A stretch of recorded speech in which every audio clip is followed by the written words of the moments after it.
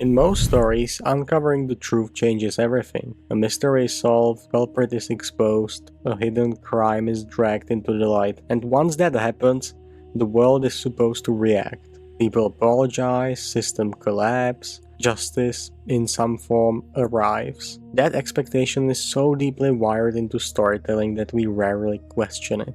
Proof leads to change, knowledge leads to reform, seeing clearly leads to doing better. But the Apothecary Diaries makes a very different promise. It shows us the truth, slowly, carefully, methodically, and then it shows us something far more uncomfortable. The world barely moves. Poisons are identified, conspiracies are unraveled, fake deaths are revealed, real deaths are explained, and then the palace clears its throat.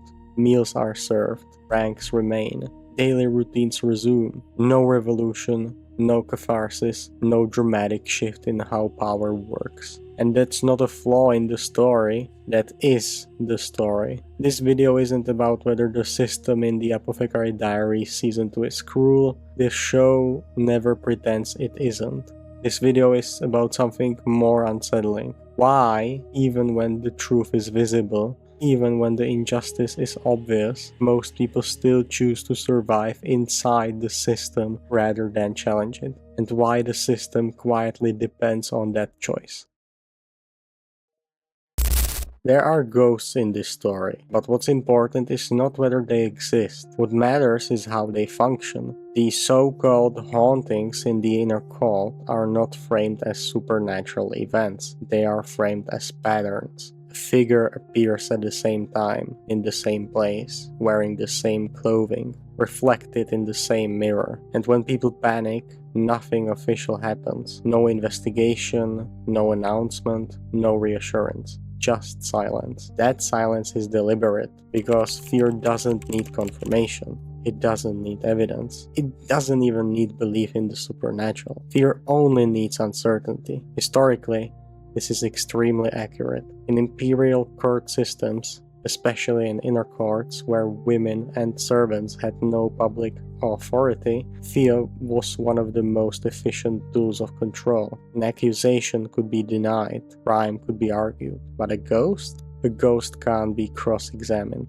So instead of asking, is this real? People ask a safer question, what if it is? And that question alone is enough to change behavior. People avoid places, they lower their voices, they stop asking questions. The system doesn't need to act. Fear enforces itself. This is why the show never rushes to debunk the ghost publicly. Mau Mau explains how it works, but she never turns that explanation into a formal accusation. Not because she's afraid, but because she understands something crucial. Direct confrontation is dangerous. Explanation is survivable. What's unsettling is that fear in the Apothecary Diaries rarely comes from direct violence. It comes from implication, repetition, suggestion, shared rumor. The court does not terrorize people loudly, it lets them terrorize themselves. This mirrors our historical reality. Inner courts were not ruled primarily by laws or punishments, they were ruled by access. Who could see whom? Who could speak? Who could approach? Fear didn't need to threaten death, it only needed to threaten removal. As the story continues, the idea of fear evolves into something more disturbing. We realize that the cult doesn't just silence people, it replaces them. Faces change, names change, roles move from one body to another. Lolan, Shisui. These are not just plot twists, they are demonstrations. Identity in this world is not internal, it is performed. Makeup matters. Clothing matters, where you stand matters, and once those elements align, the system treats the role as real, regardless of the person underneath. This is why fake deaths are so effective. Not because the court is easily fooled, but because it is willing to be fooled. Convenient death simplifies things, it closes questions, and it restores order. And once order is restored, proof becomes inconvenient. This is why the court doesn't fear liars, it fears people who can change appearances, because those people understand the language power actually speaks. The court fears ghosts because ghosts destabilize space, but it fears masks more because masks destabilize identity. If identity can be reassigned, then loyalty becomes meaningless, punishment becomes symbolic, justice becomes optional. The system survives not by knowing who people are, but by controlling who they are allowed to be. This brings us to the Moon Fairy. This scene is easy to read as spectacle, foreign envoys, moonlight, a beautiful illusion. But the most important detail happens quietly. Mau Mau names the figure. She calls her Diana. That choice matters. Not because Diana is Roman, not because she's Western, not because of her mythology, but because she is recognizable. The court doesn't invent a new legend. It borrows one that already exists. And the moment the illusion is named, belief clicks into place. No one debates whether the Moon Fairy was real because the name completes the story. This is how soft power works, not by creating belief from nothing, but by selecting the belief that already fits. The envoys didn't need proof, they needed confirmation that the story they carried with them could be made visible. And once that happens, the illusion stops being fragile, it becomes diplomatic reality. After poisonings, after conspiracies, after near disasters, the palace continues. This is one of the bravest choices the story makes. Most narratives would treat these moments as turning points. The Apothecary Diaries treats them as interruptions. And historically, this is exactly how imperial systems worked. Crises were not opportunities for reform. They were inconveniences to be smoothed over. Person removed, a role reassigned, a rule clarified, and then life went on. The goal was never justice. The goal was continuity. This is why the ending feels calm and hollow. Because nothing is resolved, only stabilized.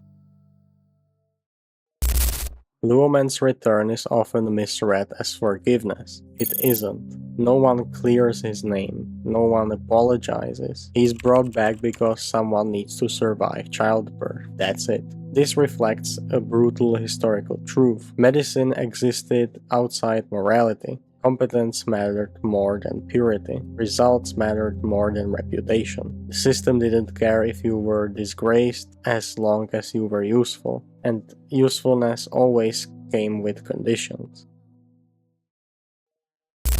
This is where me and I'm sure many viewers expect the story to pivot. Confession, a choice, a promise. But the romance in the Apothecary Diaries refuses to take over the narrative, and that restraint is intentional.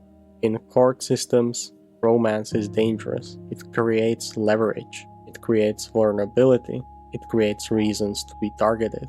So affection is expressed indirectly, through medicine, through distance, through outspoken concern.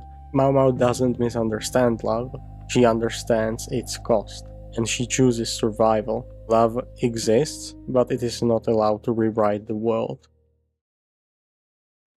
At its core, the Apothecary Diaries keeps returning to one truth. Hierarchy decides worth. Rank determines whose death matters, whose pain is investigated, whose survival is optional, and everyone knows this. Mau Mau sees everything, but knowledge does not equal authority. Historically, knowledge without power was dangerous. That's why Mau Mau survives by not demanding change. She adapts, not because she agrees, but because adaptation is the only available form of agency.